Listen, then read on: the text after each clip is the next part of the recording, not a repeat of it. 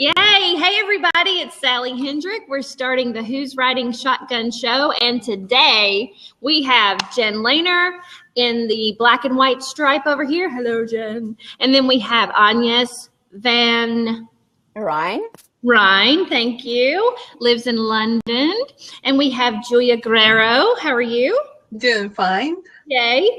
And today the topic is going to be LinkedIn and what we do with it in our businesses, which is going to be really awesome because I'm really starting to kick up on LinkedIn. How about you guys? Are you really into it? Absolutely, yes. Yay. Okay, so first person, let's talk to you, Julia, since you said yes, and tell us about you, your website, where you are. Feel free to put, some information on the side, guys, if you want to put how to get in touch with you, things like that. And also, of course, our little handles. You can always tweet us or whatever to get in touch with us that way. So, Julia, take it away. What are you doing? Okay, so right now I'm actually in the process of launching my official business, and I call it official because I've been working unofficially helping coaches in different businesses through mentoring. And right now I'm actually working with two clients, two CEOs. One of Automate My Story, and the other one is from Knee Supply, and Knee Supply is huge. Like, I'm excited about that one just because they're everywhere, and they're expanding to Japan. They're going to different places. And when I actually launch my business, it's going to be in May next year. That's going to be all focused towards all the main issues that a lot of startups have that keeps them from actually launching their business. When I've done my business mentoring, I've noticed a lot of the times when they come to me, they talk about fear. They talk about not being able to be productive. They can't find the time. They can't seem to know, how to prospect, how to network. And that's where LinkedIn really comes in for me specifically. LinkedIn to me has been more about going on there, finding who's in there, who's, already working with my clients and who's not working with my clients. Where can I research somebody? How can I find their information? And it's kind of like it takes that cold calling barrier out. It really does.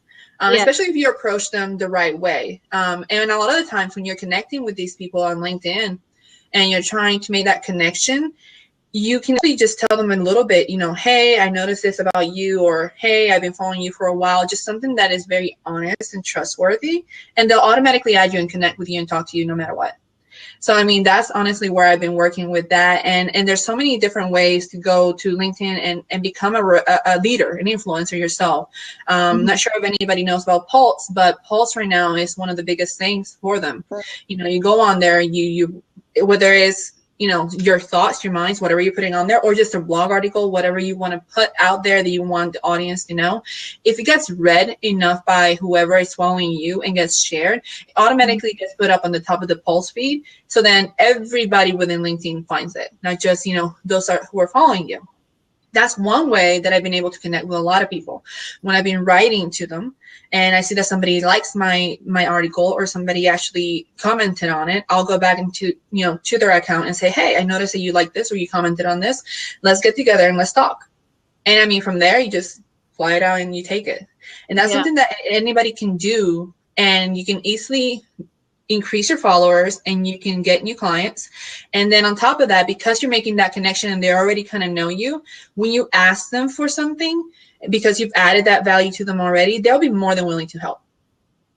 That's cool. I really haven't gotten into LinkedIn too terribly much. I've put my stuff out there and I've got some posts that go out there from time to time, but I have not dug into it. So I think that that's very interesting how you're able to go in. And I like how you're talking about, you can tell who they're working with because obviously you can see their connections to other people. So what level people are on with the other ones. And that makes a huge difference. Now, do you actually make any payments to LinkedIn to do any extra things, or you do everything from a free standpoint? No, I do it from a free standpoint. And the main reason is because they have so many features that you can actually use without paying for them, that you can actually find all the information. Like, one of the biggest things that I tell everybody is to look in the advanced search. That's probably going to be one of the biggest ones ever. You go on there, you put whatever company or whoever you're connected with, and you can automatically, click a feature or find a location. You can kind of segment it however you want to segment it. So by the time you get this list on the right that shows you, this is what we found, you can see, like you said, your second and third connections, or maybe even your first that show up. And if actually find a first connection or a second connection, then you know that somebody's already connected to you, that's connected to that person somehow. So you can kind of dig a little bit more and say, hey, can you introduce me to this person? Oh, yeah. You don't have to go, unless you want to do a lot of prospecting, a lot of sales, you don't have to go that deep into all the actual paid features in order to, get something out of LinkedIn. Well, and you know what I hate the most? I like how you talked about just, hey, I saw your whatever and I liked that. That is so just easy and simple, whereas so many people, I'm so sick of getting messages. Hi, I noticed that you're an actuary and blah, blah, blah, blah, blah, blah, blah, blah, blah, blah, blah, and there's a job over in Atlanta and it pays this much. And I'm going, dude, really? I mean, come on. I don't care. Delete. Yeah. They don't give a rip about what I'm doing. I'm like, have you noticed that I've kind of like stepped out of that world into this social media world, and you're not doing what you're supposed to be doing? Yeah, and if you're working on B2B, or if you're working with higher end clients, the first thing they're going to do is look at your LinkedIn before they look at anything else, because LinkedIn is not just anymore about your resume. It's about your actual brand. Who are you connected to that they might be connected to as well? What is your brand actually doing? Because now LinkedIn has all these different features. You can add videos, you can add links to different websites, you can add so much to that summary of yours that's not even, your actual resume, that they can actually see who you are as a brand and then contact you, or maybe not. And if you can actually see that they, somebody looked at your profile and they didn't contact you for some reason, you can go back and say, hey, by the way, I noticed that you looked. Is there a reason why you looked? Or, let's talk to each other. I can see how we can make a connection, blah, blah, blah, blah. Simple things, like not going like the way you were talking about all this, high-tech wording and all this like pitches, and just approach them naturally. And a lot of them will be more than willing to talk. Well, it's very 80s, that approach. The 80s. Yeah, it is. It's very close to the cold calling approach, whether it's through email or even the phone. Yeah. I mean, nobody cold calls anymore. Social media is where it's at. Yep, that's it. I just want to add that with regard to the paid versus the free account, like Julia was saying, like because there's so many features, you don't need the paid account. And one of the features of the paid account is that you can do all these in-mails. But what I like to do, I don't like in-mails for one thing. Like what you're saying, Sally, you get these messages and they're just so cheesy. And they miss the mark a lot of the time. So I don't respond to in-mails, but what I like to do is use LinkedIn's advanced search because it's so rich and you can find so much great information. Like the other day, I wanted to contact someone who worked at Creative Live in San Francisco. So I literally just looked through companies at people in Creative Live, then gave me a list of the people who work there that I could find the right person to connect with. Then I take it over to Twitter. I find their Twitter ID, and then I could tweet them a personal video message that is actually, me talking to them, looking them in the eyes. Hi, Fred. I found you over on LinkedIn, and I see that you work at Creative Live, and blah, blah, blah. Anyway, so I didn't mean to interrupt, Julia. Go ahead. Oh no, that's fine. I mean, that's exactly what I'm talking about. There's so many features in the advanced that you don't really have to do all these different things within the paid features. And like, for example, with my clients have these connections to different people that they themselves are working with. And one of the things that I've done this past week is go back to them and say, hey, by the way, I'm connected to this person. I'm working with them on this. Would you like to connect? Something that simple. Yeah. Have I gotten a response? I've gotten a response from 95% of them. There's only one I'm waiting for. One I'm waiting for. And I mean, it's just that's the thing that I'm talking about. Don't try to overdo it. Don't try to think about what pitch you want to say or what wording you should be using. Be natural. Tell them one type of compliment, which can be as simple as, hey, I saw your blog article on this. Wonderful article. I love the way you wrote it. And then from there, take it to where you want to take it. And then, of course, add value on top of value on top of value before you actually tell them, hey, do something for me, because that's going to be important. That's the usual thing with networking. Now, Julie, do you speak Italian? No, I'm Puerto Rican. Are you kidding me? White. This blog is white, but I'm Puerto Rican, which is why you can hear my accent. But no, my mom went on an Italian faith, and she named all my brothers and sisters with some sort of Italian name. Because I was confused because Guerrero is Spanish and Julia is Italian. And I was like, okay, hold on. I speak Spanish and Italian. So I was trying to figure out your accent, but I love it. Puerto Rican. Thank you. Yeah, Puerto Rican. So I have a little bit of that spiciness, and I'm very direct. So when I approach somebody, I try to approach them as nicely as I can, but then I take it to hey, let's get to it. Let's do this. Yeah, exactly. Because what else are you going to do? So, Francisca says, I've learned that we should be building relationships, not connections. And that's what it's all about. That is social media. That's the social part of social selling. And one thing I wanted to mention is that Jen Lehner has this tap on the shoulder technique when it comes to Twitter. And I'm probably using on LinkedIn too. Yeah, and LinkedIn too. And it's the same type of thing. It's like, oh, hey, how you doing? I'm here I am. What are you doing? I saw this that you did. I see that you live in this area. Anything that just kind of connects people to something that they can talk about. And I love that that's the way things are going these days, as opposed to those cheesy in-mails. So I find it much true. Sorry. Go ahead, Anya. I find it much stronger in LinkedIn than on Facebook, for instance. It's really relationship building on LinkedIn. I used to use it when I was in the corporate world a lot. So I naturally came back to it also because my clients originally were a lot in the corporate world. There is a much stronger sense in LinkedIn of building strong relationships. I end up offering them quite often to take, virtual coffees, which with a time difference can be funny because you have a coffee and they have a drink or vice versa. But it is something that I think has much more value there. You can really build relationships and then you go to them and they're completely open to help you out because that relationship is already existing, which I find much more difficult on Facebook where, it's just like, connection. It doesn't mean much. Yeah. True. Yes. Julia, if you want to put your information, you may have already done it. If you put your information out to the side, if anybody wanted to get in touch with you, with your business and what you're doing. Jen, were you about to say something? No, I just wanted to follow up on the tap on the shoulder as it translates to LinkedIn, the way that I use it, and to follow up with what Julia said with regard to all the awesome features available to us on LinkedIn and how LinkedIn's not our resume anymore.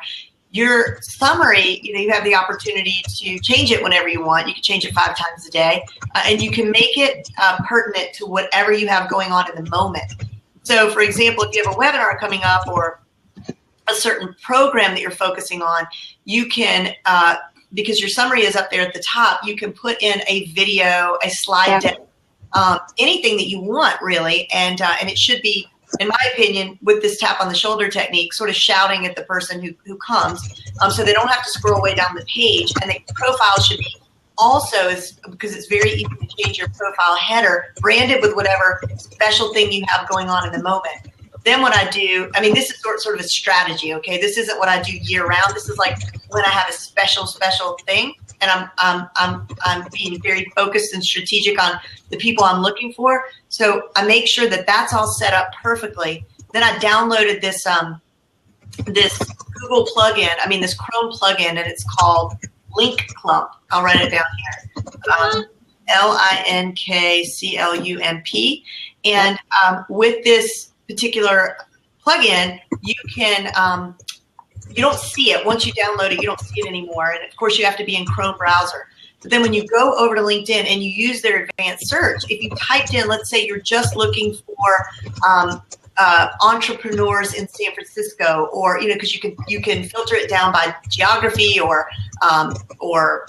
zip code or job title or company or whatever. So you're going to search for those people. They're going to pop up 10 on the page. And what Link Clump allows you to do is open up all their profiles all at one time. This is completely above board and legitimate. Okay, so it's not against any rules and regulations. I think the maximum you can do is like 400 in a day, and it literally takes minutes. So you open up, you highlight everybody on the page, all their profiles open up at one time, and you can close it with the click of a button. So what happens is they're told that you viewed their profile, and they get an alert that you viewed their profile. And so what most of us do when somebody views our profile is we do what? We go back to see who viewed our profile. Yeah, right? go back and look. So that's the idea. So I tapped him on the shoulder and just was like, yoo-hoo.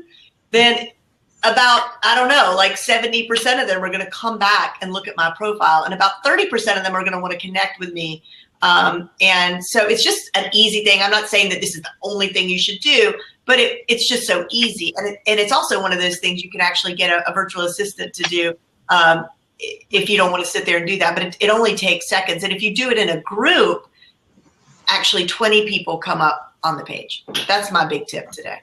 I love that. Jen, tell us about your group, what you do in your group and what's going on, and what your thing you're doing right now with Twitter, which I'm in, and I'm so behind already. That's all right, because you have lifetime access. Well, my group is the Front Row, and I'll put the link in a minute. So that's the best place to catch me. And I'm a digital marketing strategist, and I work with entrepreneurs to help them get more leads and sales. And I really am passionate about just finding all the tips and the tweaks and the hacks, just like Sally does. And my latest program is called Bird Nerds, which is a comprehensive beginning all the way to very advanced Twitter strategy. So if you know nothing about Twitter, you hate Twitter, I make you love Twitter by the time you're a quarter of the way through the course. But I was a hater. I would need that. I was a hater. Yeah, we all were, because it's ugly and it's clunky and it's not sexy. So Twitter's hard to love. It's the last one that that people end up really using. But now with live streaming and people seeing all this new activity on their Twitter feeds and not really knowing what to do with it, it's a great opportunity. It's a great time for me to launch this. Its enrollment's closed right now, but it'll be open again in January. And if you want to be notified, I'll put the email down there. Let's hear from Anya. Not to take over your hosting job, sorry, but I just feel like I've been blabbing for too long. No, well, I wanted to go to Elizabeth's question real quick. Is there an advantage to not allowing people to view your profile? I noticed some businesses have it so you only see limited info. Who can answer that? It's very much depending on the nature of your business. Imagine an executive search firm. They will not want you to see their contacts. So in certain industries, it would completely make sense. So you're saying, like, if somebody doesn't want you to know who their contacts are, so that you're not doing what Julia does, which is to go in and look at their contacts, then you can't do that. So there you go. That's an incredible answer right there. And it's very self-explanatory there. So Agnes, what are you doing? Give us a shout about your business and your strengths, and what do you know about LinkedIn? So as I said, I have been in LinkedIn for many, many years because I was already using it when I was having a job in the corporate world. But I started my business 9 years ago working as a coach with the corporate world. But I have changed that more recently because I was tired of that world to work exclusively with small business owners and solopreneurs who are stuck at crossroads. So in essence, I'm a life and business reinvention mentor. I show people that it's never too late to start your life all over again. I'm a good example of it because I moved to London 4 months ago at 58 with 2 suitcases. And it's only the third time that I'm reinventing my life. So that's perfect. I remember you telling me that story about you just hopping up and moving to London to figure out a new way of life. And I was like, wow. And it was the right decision. It has completely changed my life. I am where I should be. So, I followed my gut and it was the right thing to do. And I just want to show people that it is possible. In fact, I always say it's never too early or too late to step into the driver's seat of your life and design it. I agree. I love that so much. Completely agree. It's all about making it's all about making conscious choices. because, you know, where we are right now in life is the consequence of the choices we made, except that most of the time we made unconscious choices. We know we just go with the flow and what other decide for us. Take control, and then you change where you are. Oh, can I say my favorite quote right now by Seth Godin is, I know you're so sick of it, Sally, because everybody who knows me say it all the time, but it is, how can you squander even one more day not taking advantage of the greatest shifts of our generation? How dare you settle for less when the world has made it so easy for you to be remarkable? Love it. Right? Very powerful. Yes, it's a very powerful quote. Yes, very. I mean, it just speaks to LinkedIn and Twitter and everything else. I mean, we have great tools. You can do business from London or Paris or anywhere. Odd is in, you know, Singapore, and we blab with him regularly. I mean, it just, there's no more boundaries anymore. It's just amazing. It is extremely amazing. And one of the things that, like, I have a lot of clients coming to me about is, okay, I'm starting my business. Nobody knows me. Why should I even, like, try to talk to somebody? They're going to reject me. And that's something that we have to really be conscious about. We can't just always be putting ourselves down, because we're the ones who are stopping ourselves. Nobody else is doing that. It's us. Absolutely. We're the ones standing in our own way. Yes.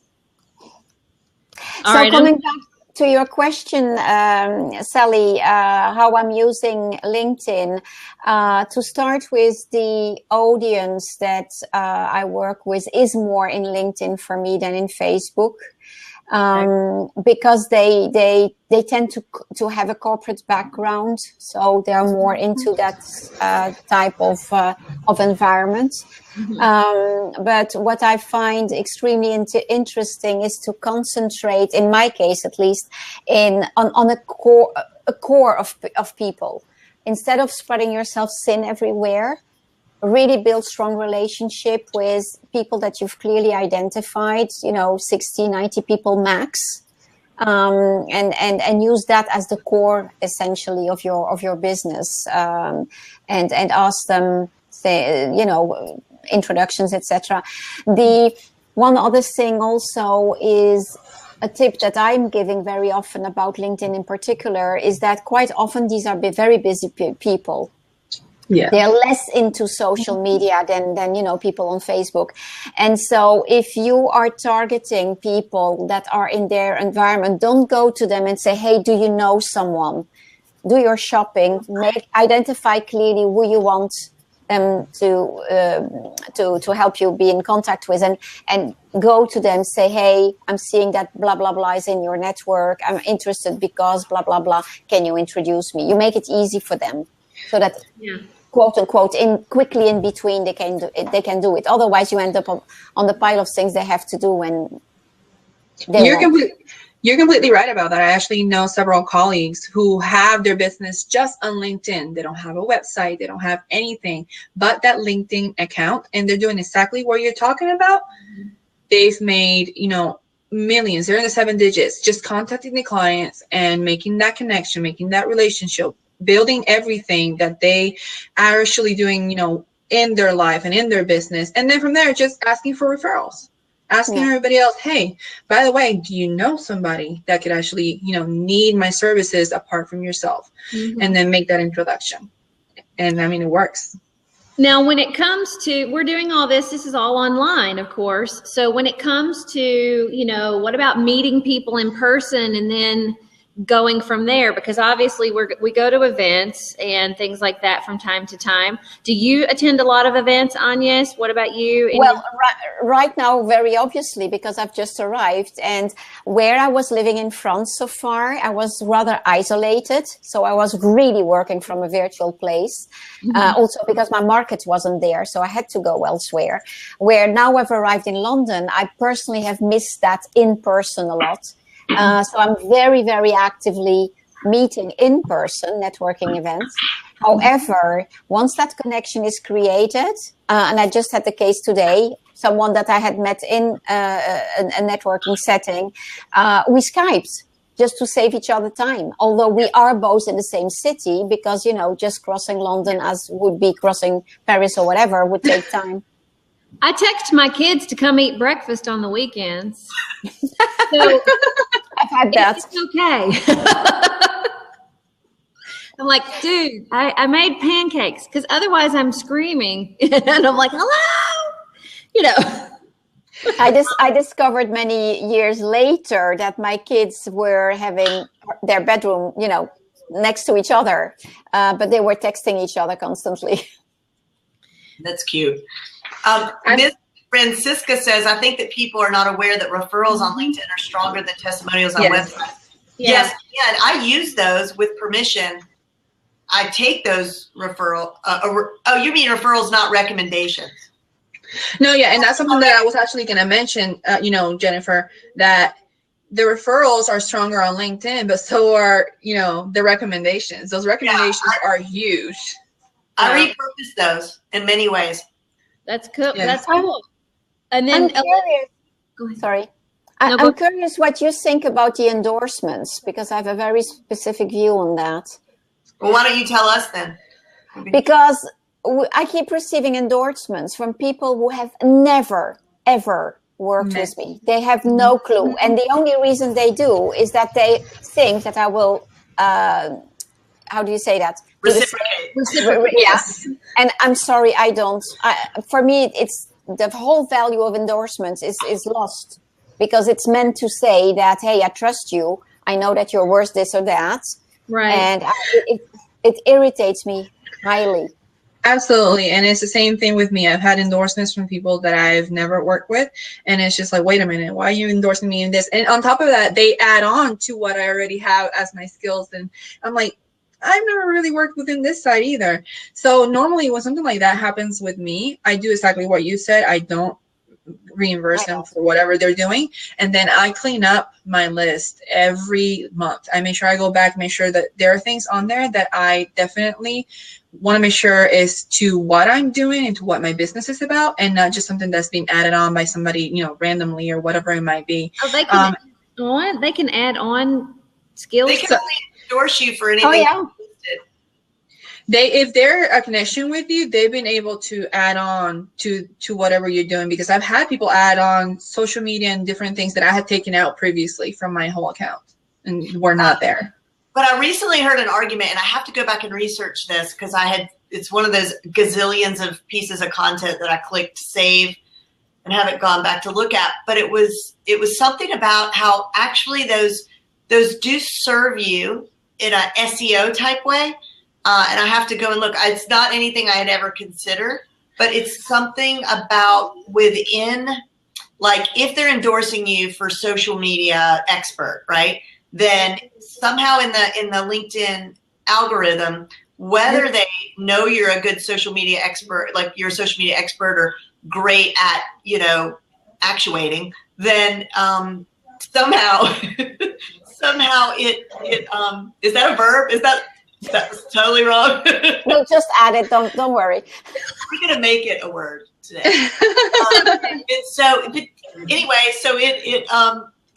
It somehow it's supposed to give you some good SEO search engine juice on LinkedIn.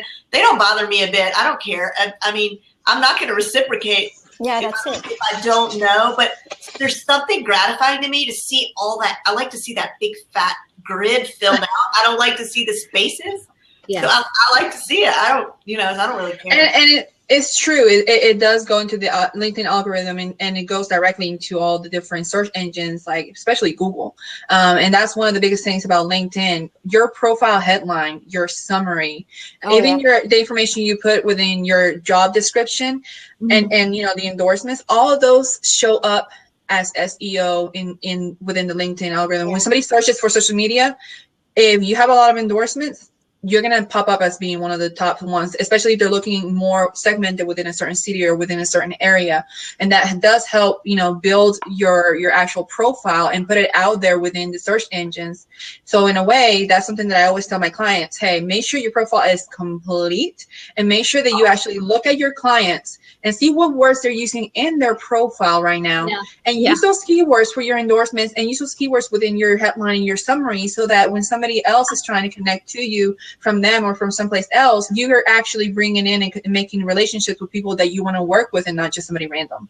I like that about the keywords, that looking for the keywords in your connections, see what they're talking about or your prospects. And before we move on any further, I wanted to go back to Elizabeth's question because we didn't read it. How come people are so afraid to use their connections? I found many have connections but never do anything with them or for them. Well, there's different. Oh, sorry. Go ahead, Agnes. No, I was going to say it's completely depending on the profile of the person. Some people are just on LinkedIn because someone one day told them that they should be on LinkedIn, and in fact they are not at all into social media. So those will never do anything with it. And I think that it's also to do with how knowledgeable you are with how to use it. I don't know what you think of it, Jennifer, but. Well, I think that, like you said, I mean, it's very, you know, it really depends on what people are using them for. I myself don't use my connections.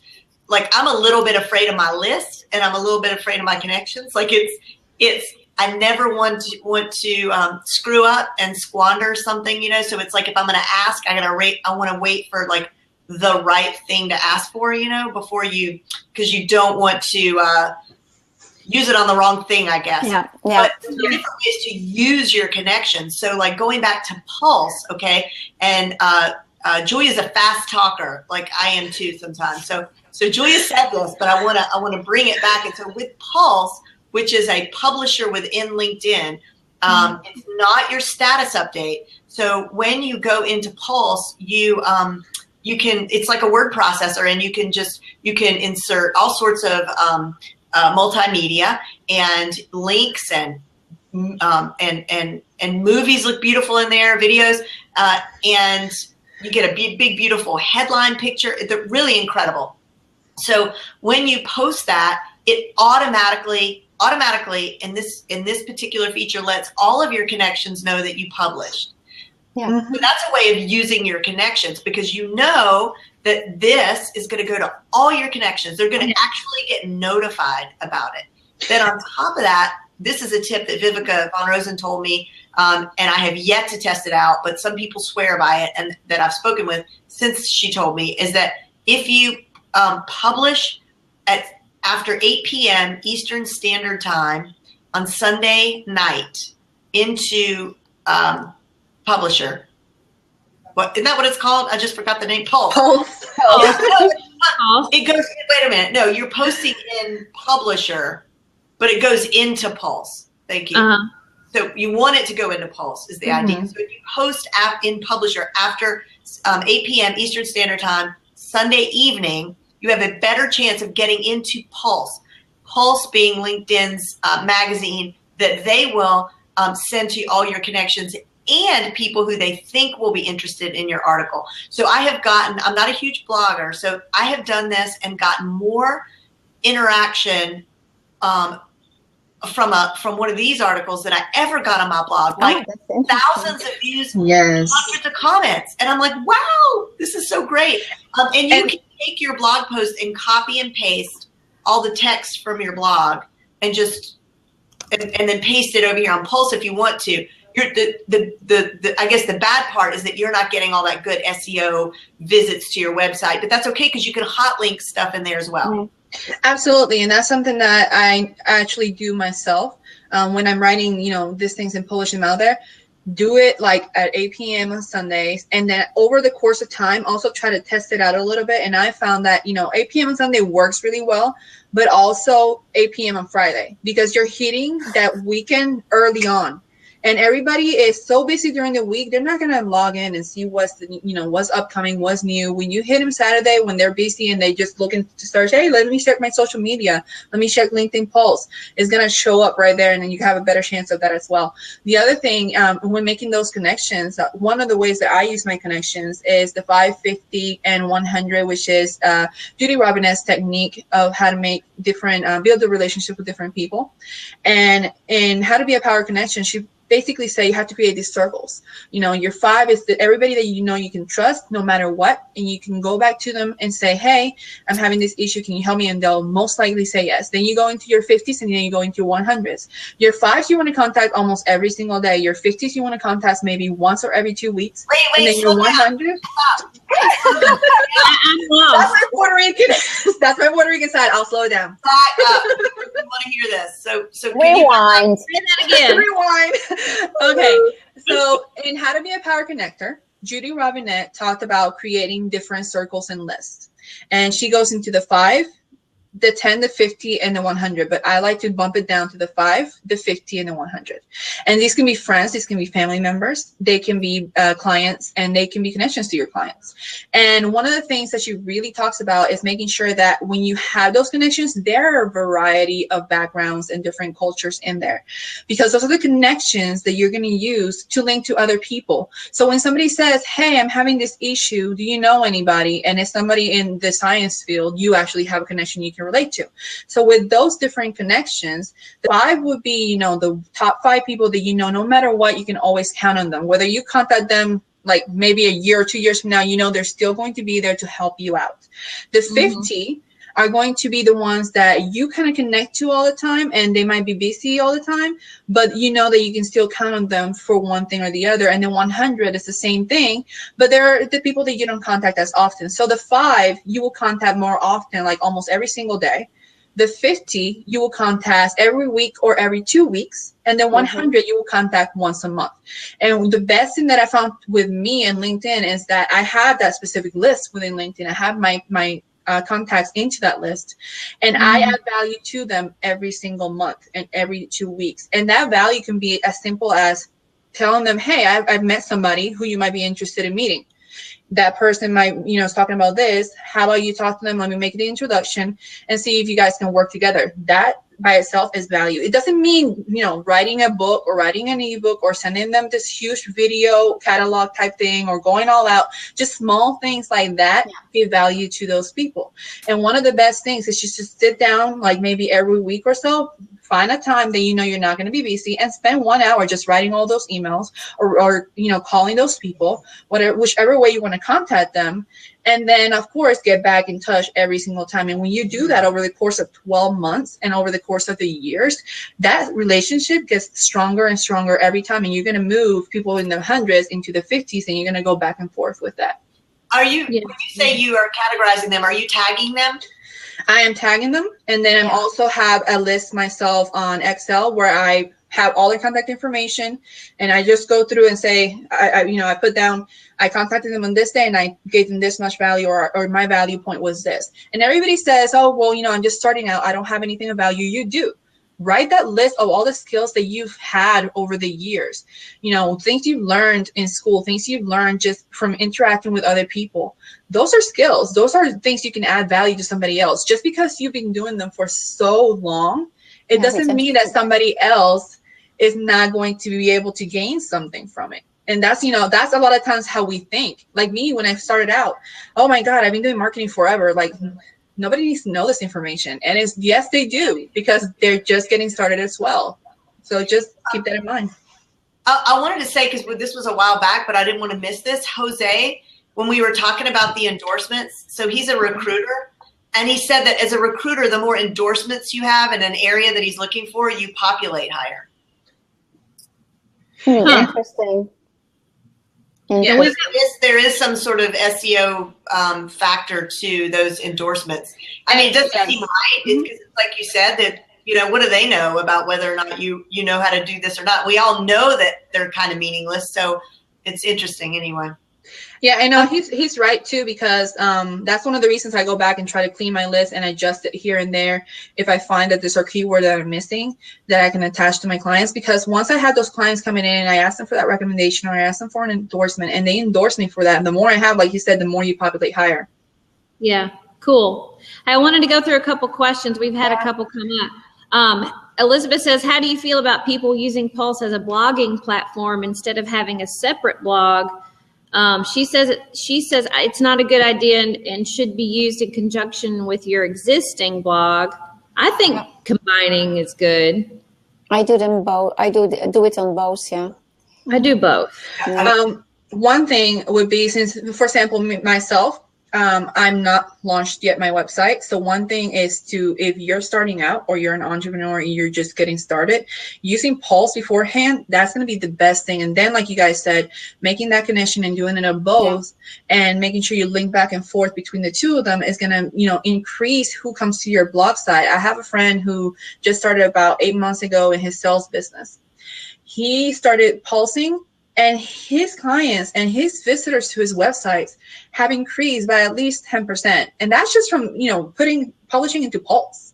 And it's pretty much, you know, the same topics that he talks about on his blog, and he gets them in and they see that, oh, if this is something similar, or this is something, you know, different that I'm still going to be interested in, let me go ahead and subscribe. I have this this video interview series, you know, Sally, the Woman Who Makes Things Happen show. And on LinkedIn, I used to post them only as a status update. Now I systematically make it a Pulse blog. So every week I have an episode of the Woman Who Makes Things Happen show there, and it made all the difference. You mean a show on Blab? Not on Blab. It is something that I'm interviewing a woman every week. About her successes, and you know, the idea is to inspire other women to go after the dreams. And I use Zoom, and then I upload it on YouTube and on SoundCloud. But I'm posting it everywhere, but it's Pulse for LinkedIn. I'm supposed to do that with you at some point, I thought. Yes, absolutely. I don't know when, though. I wanted to mention before we move on, because the reason I met Agnes is because we're in a network called Project Positive Change together. Yeah. Did you happen to go to that event, or are you going to that event that's happening? No, I'm not. I was, because there has been some coming and going, because I was meant to speak in Birmingham and Manchester originally. And then I asked if I could speak in London instead, which would make more sense for me. Right. And meanwhile, London got cancelled. But meanwhile, I was no longer available for Birmingham and Manchester. So, well, don't. I know they're having a good time. Yeah, apparently it's great. Yeah. So that Project Positive Change, just so I can mention it, I've met a lot of people through that venue, and it is this group of people who are trying to come together. We have a membership site. We all have our profiles on there that we can update and, you know, be endorsed, if you will. It's like another social media, if you will, but it is something where you pay to be a member of this community. And we have how many 130 something visionaries that started it and funded the initial part of it. And then it's moving into, there'll be a launch, I think, in January to the public, where the membership opens up to the public. And this gets into that 550 100, Julia. It's in a different setting, but I feel like I can translate it to that group, because, you know, I've got the few people I talk with all the time within PPC, and then I've got the, you know, maybe 20 or 25 that I deal with over there, and then there's the big 100, which obviously I haven't met everyone in there, but I will at some point. Yes. That list is going to grow, because the membership should grow beyond that as people are coming in, as the new experts coming into play. And then I like to relate that as well, that 550 100, to some things I'm in on Facebook, because I've got, well, Jen, you know, we haven't done very much with it because we're all so busy. But whenever I have a question about something, I go to like 5 to 8 or 10 other techie people and say, hey, how do you do this? Or where do I find this? Because I'm over here teaching how to do this, and they're a great group to ask questions to, and we tend to recommend each other, and we also help each other out within our courses and our membership sites and things like that. We're there as a backup, if you will, and that's a really good feeling because as solopreneurs, we are alone here, right? But this is a social world, and so we've got to make that family and that connection. And the extended family goes into, you know, like I have a Facebook group I run. Jen has one that's really big. And that group, there are some key people that are in it that are, I mean, I absolutely love working with them. I feel like I've really gotten to know them well. And it's almost like this sisterhood, if you will, or, you know, sibling thing going on that just seems, you know, those are the people I'm going to think about and talk to and recommend and ask questions to when things come up. And it's all enhancing each other's businesses. It's amazing. Absolutely. We actually have a question by Francisca. She said, how do you complete your profile? Because she gets questions that pop up once in a while that have nothing to do or not applicable to her. The main things you really want to focus on your website, your LinkedIn profile, is having an image. Of course, you're going to have an image. Make sure that image is professional and make sure that image doesn't show anything random in the back that you don't want somebody to see. Pay attention to that. I've seen some things. Make sure your headline is complete. And for your headline, the one thing I will suggest is not so much putting out, hey, I'm CEO for this company, or I am the director of marketing for this company. Make sure you put something of value. Tell your clients or whoever's coming to your page what you actually do to help them. Summary. Make sure that your summary is completed. Make sure that your skills and endorsements are completed. Make sure you're getting recommendations. Those are the main things you want to focus on. And then, of course, have a CTA, a call to action within your summary. That's going to be really, really important. And those are the main things I will focus on. Of course, if you volunteer or you do anything else, add that on as well. But if it's not applicable, don't worry about it. And as far as the summary is concerned, I would be tempted to add, make sure it is a summary, because sometimes you have, this whole experience, this whole CV thing where you have professional experience below, so that you don't need it. It's a summary. So this is an opportunity to really make yourself shine. Like, this is what I'm talking about, where, like, when I was saying the Twitter video where you look right at the camera, why not just have a video where you're looking right out at your audience, like, hey, I'm glad you found me on LinkedIn. This is what I do. This is how I can help you. This is what I have going on. Why not? It should not be a boring snooze. Yeah, that's exactly. Like LinkedIn is, they themselves, like, that platform is so clunky and it feels stale. Like, it feels stuffy, but it really, you have such a great opportunity to differentiate yourself in your profile. I've seen some great ones where people tell, like, their summary is more of a story. Like, ever since I was a kid, I always wanted to bake, and then the baking part may have nothing to do with where they end up at the end, but it's 2 paragraphs, super interesting, written in the first person. But the other thing I would say is where you talk, right, Elizabeth, it totally feels stale.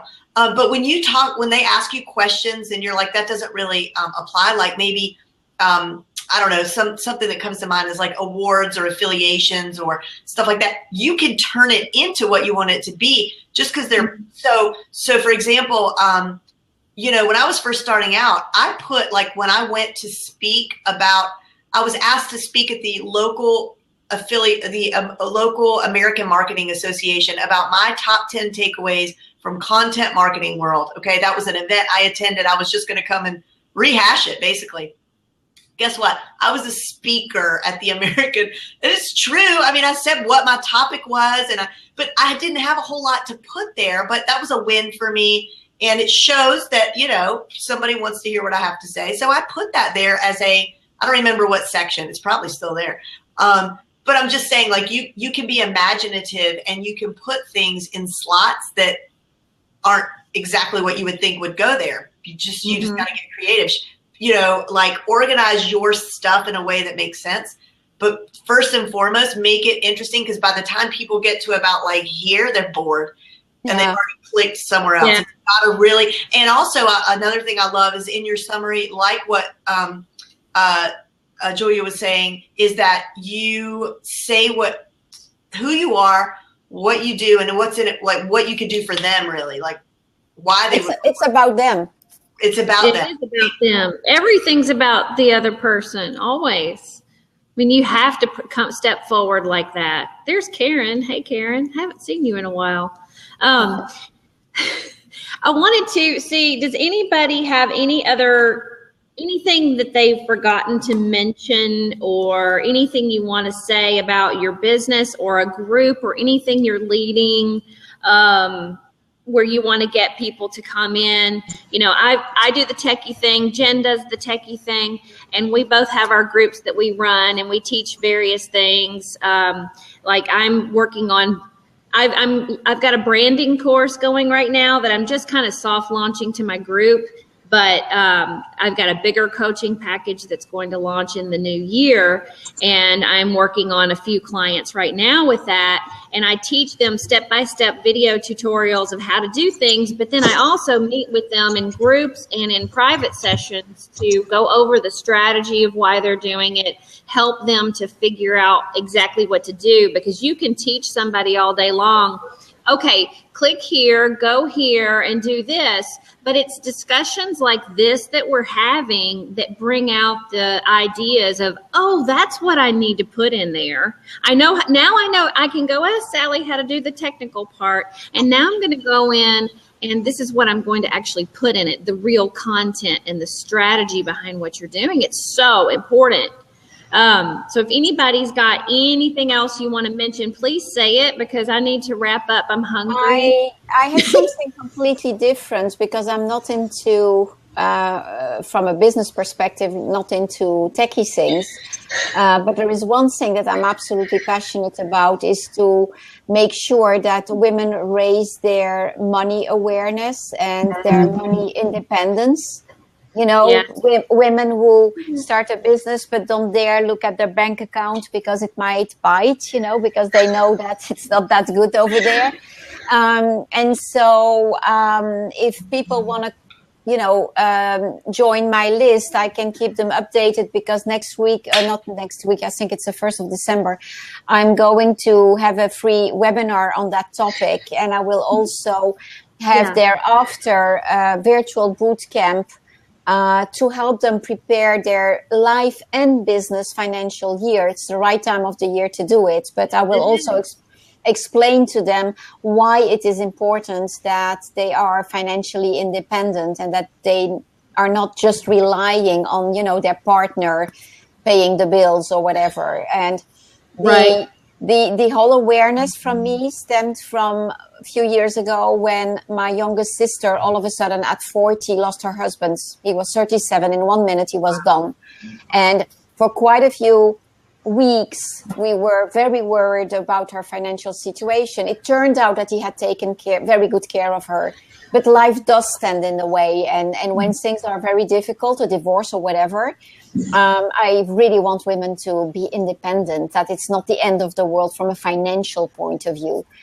And I'm very passionate about that topic, as you can say. Oh, I agree totally. And it is something that for some reason women tend. I went to the Business Boutique a couple of weeks ago, which was put on by Christy Wright. She is one of Dave Ramsey's coaches, and it was all about women and all about the empowering of women. And this is such a different movement. I feel like it is a movement that will go down in history, because we had, you know, you had your women's rights in that whole, what was it called back in the 70s? Are you kidding me? What was it called? I was born in, yeah. So I was probably not in the right place of the world that I was born. It wasn't like women's suffrage or like the whole feminism thing. But it's not like that, where I feel like it's an elevated form of this. I said actuating. No. I've been actuating all morning. So it's not a word. What is it? What's the word? Feminism. Are you talking about feminism? It's not feminism. But there was that 3-letter acronym. Women's Lib. Yeah, but it was something else. I can't remember. I don't know. No. I don't know. I can't remember. Either way, whatever it is, I feel like the movement today is not so much about we can do it, but hey, we can do it and we can do it better. I mean, we can do it. We can do it really well.